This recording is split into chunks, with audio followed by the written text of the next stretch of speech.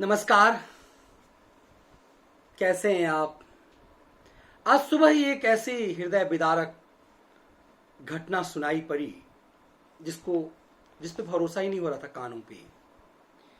रोहित सरदाना नहीं रहे, ऐसे कुछ पोस्ट सोशल मीडिया पर घूमने लगे तो ना आंखों पे भरोसा ना कानों पे भरोसा।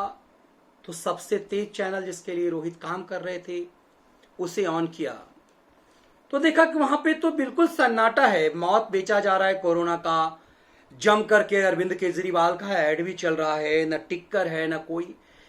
एक चैनल का स्टार एंकर चला गया, एडिटर लेवल का एक एंकर चला गया, लेकिन इस चैनल पे खबर ही नहीं। सबसे तेज पे तो लगा कि खबर झूठ होगी, लेकिन तब तक सुधीर चौधरी के ट्वीट्स ने हरकंप मचा दिया, जिसमें उन्होंने स्वीकार किया कि रोहित सरदाना नहीं रहे।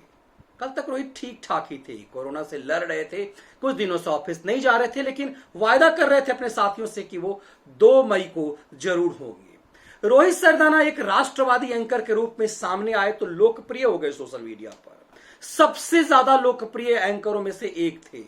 रोहित से मेरा व्यक्तिगत परिचय तो नहीं था, लेकिन उनकी पत्नी प्रमिला दीक्षित से परिचय रहा। वो एक मेरी दोस्त रही। कोर्ट रिपोर्टिंग के दौरान 2000 के शुरुआती समय में जब मैं प्रिंट में था, वो आज तक में थी, तो उस समय में रोहित से बड़ा चेहरा उनकी पत्नी प्रमिला ही थी। उस समय शादी भी नहीं हुई थी, लेकिन प्रमिला एक चेहरा थी, रोहित उस समय में कोई बड़े चेहरा नहीं थे। लेकिन जब से जी न्यूज पे ताल ठोक के प्रोग्राम को लेकर के आए और राष्ट्रवाद जब प्रखर हुआ, इन राष्ट्र विरोधी लेफ्ट लिबरल जर्नलिस्टों के बीच में जब राष्ट्रवाद सामने आया, अर्नब गोस्वामी जैसे पत्रकार सामने आए, रोहित सरदाना जैसे पत्रकार एक उम्मीद बने राष्ट्रवादियों के बीच कि कोई तो एक ऐसा है जो राष्ट्र की बात करेगा, कहीं से इस तरह की चीजों को उठा करके लाएगा। इस बीच में रोहित सरदाना लोकप्रिय हुए। जवान थे, मात्र 42 साल की, 2 बच्ची थी उनकी, एक तो मात्र 3 साल की। उनकी पत्नी प्रमिला अपनी मेन स्ट्रीम मीडिया को छोड़ चुकी थी और एकदम से कहते हैं कि रोहितमय हो चुकी थी। सोशल मीडिया पर रेगुलर वो रोहित सरदाना की तस्वीर शेयर करती थी बच्चों के साथ खेलते हुए, और ये शिकायत उनकी हमेशा रहती थी कि रोहित तो हमेशा न्यूज रूम में रहते हैं। कई बार प्रमिला की ऐसी तस्वीरें वो फेसबुक पर शेयर करती थी जिसमें वो टेलीविजन चैनल पर रोहित सरदाना को, जो करवा चौथ है उसमें पानी पिलाते हुए दिखाई देती थी, और अन्न ग्रहण करने, जल ग्रहण करने के लिए वो दिखाती थी कि इस टीवी के चेहरे को, ये दिन रात न्यूज रूम में रहता है तो हम ऐसे ही अपना करवा चौथ मना देते हैं। लेकिन वो सामान्य गृहिणी नहीं थी, वो पत्रकार थी, वो एंकर थी, वो रिपोर्टर थी। बावजूद इसके वो कोई गंवार महिला नहीं थी, लेकिन वो इस रूप में प्रदर्शित कर रही थी कि उसके पति जब एक चेहरा बन गए, इतनी लोकप्रियता का शिखर पर हुए, तो प्रमिला को एक एहसास हुआ संभवतः कि पति पत्नी में से एक को तो घर में रहना पड़ेगा बच्चों को देखभाल के लिए। और इसीलिए जब रोहित लोकप्रिय हो गए, राष्ट्रवाद के नाम पर एक चेहरा हो गए, और रोहित के बारे में माना जाता था, मेरा मानना है कि Rohit Sardana presence of mind के रूप में टीवी पत्रकारिता में एक बेहतरीन उदाहरण थी। ऐसे दौर में जब एंकर टीपी पढ़ने वाले पत्रकार रहते हैं, एक ऐसे दौर में जब एंकर के लिए कहा जाता है कि वो सिर्फ प्रस्तोता है, सिर्फ चेहरा है, बस चेहरे पर कुछ पुताई उताई करके एक सामने बस एक अच्छा चेहरा दिख जाए, उस दौर में है। उसमें एक सामान्य से छोटे कद के एक युवक ने राष्ट्र में अपनी एक पहचान बना ली टीवी इंडस्ट्रीज में। राष्ट्रवाद के बढ़ते इस माहौल में एक उम्मीद बना लेफ्ट लिबरल राष्ट्र विरोधी पत्रकारों के बीच में कि रोहित सरदाना जैसे लोगों की आवाज, आम आदमी की आवाज वो बनते चले गए। ऐसे समय में जब उनको एकदम से धारक सवाल करते थे, भेदक सवाल करते थे, तो लोगों को एक उम्मीद थी। ऐसे समय में सवाल यह हुआ कि लोगों को खबर देने वाला खबरी, जब उसकी मौत हो गई, पता चला कि 4 बजे सुबह में उसे हॉस्पिटल ले जाया गया और माना जा रहा है कि 8-9 बजे तक उसकी जान चली गई। 11 बजे तक तो सोशल मीडिया पर खबरों का कोहराम मच चुका था, तो 2 बजे तक आज तक पर इसकी खबर भी नहीं थी। जो सबसे तेज होने का दावा करता है वो चैनल, उस चैनल पर रोहित सरदाना की मौत की खबर क्यों नहीं थी, ये बेचैन कर रहा था। और इसीलिए मैंने अपने चैनल पे लाइव में द व्यूज मीडिया शो पर इसका विश्लेषण किया। बड़े पैमाने पे लोग लाइव देख रहे थे और मेरा सवाल यही था कि खुद को सबसे तेज कहने वाला चैनल इस खबर को छुपा क्यों रहा है, दिखा क्यों नहीं रहा है।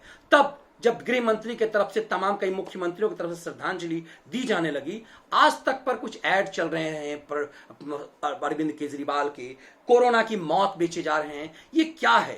ये तमाम चीजें बेचैन कर रही थी। तब सोशल मीडिया पर हंगामा मचने लगा। मेरे जैसे लोगों ने सवाल करना शुरू किया कि आखिर सबसे तेज इस खबर को क्यों छुपा रहा है। ऐसे समय में लोगों को याद आने लगा कि हाल ही में तो अर्नब गोस्वामी के चैनल पे काम करने वाला एक युवक, उसकी मौत हुई थी। तो फिर उसकी मौत की खबर तो रिपब्लिक चैनल ने जमकर चलाया, और उसकी तो कोई पहचान थी नहीं। अर्नब गोस्वामी के चैनल से पहले उसे तो किसी ने देखा भी नहीं था, कोई जानता भी नहीं था।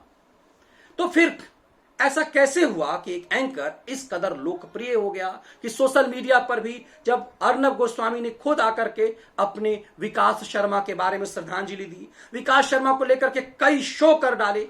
ध्यान रखिएगा, विकास शर्मा को रिपब्लिक टीवी से पहले कोई नहीं जानता था, मैं खुद नहीं जानता था।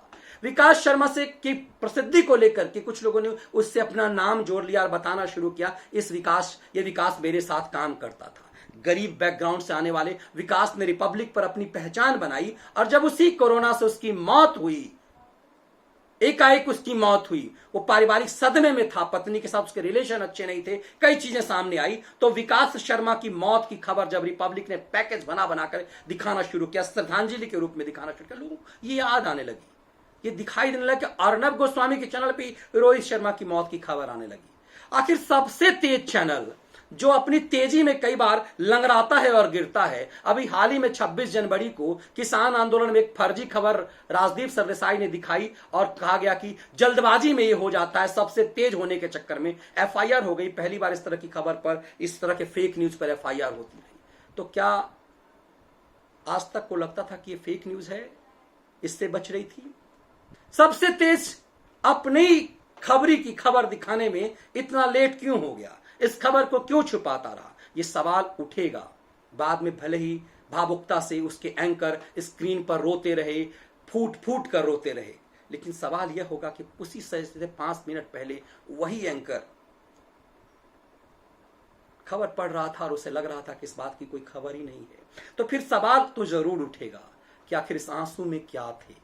उन आंसुओं पर सवाल नहीं उठाए जा सकते, क्योंकि जब अपना साथी अपने बीच का जाता है, और वो भी इस तरह का युवा साथी, तो रोना तो आता है।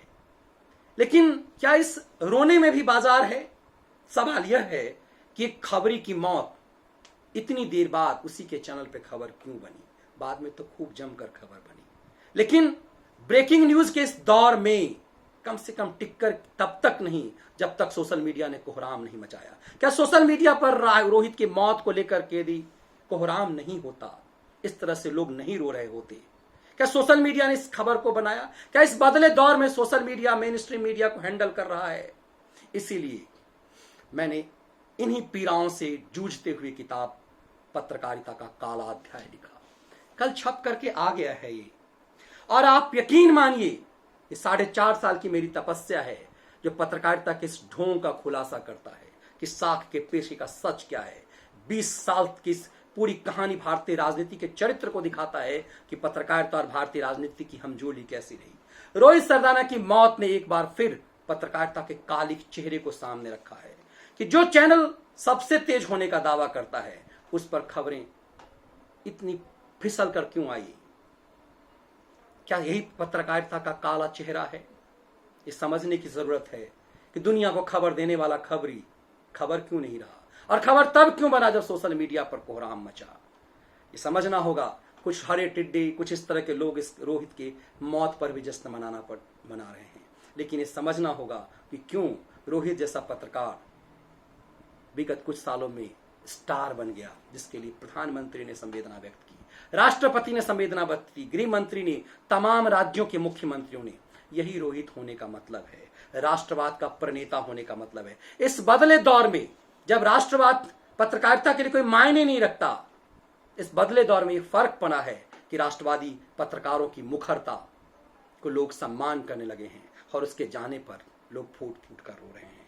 भले ही अपने चैनल के लिए वो खबर बहुत बाद बना हो, मजबूरी बस खबर बना हो, लेकिन सोशल मीडिया ने, आम आदमी की मीडिया ने अपने रोहित के जाने पर जो पीड़ा, जो दर्द दिखाया है, उसने उम्मीद बढ़ाई है हम जैसे राष्ट्रवादी पत्रकारों के लिए कि काम करते रहना है। सो मस्ट गो ऑन। बहुत बहुत धन्यवाद।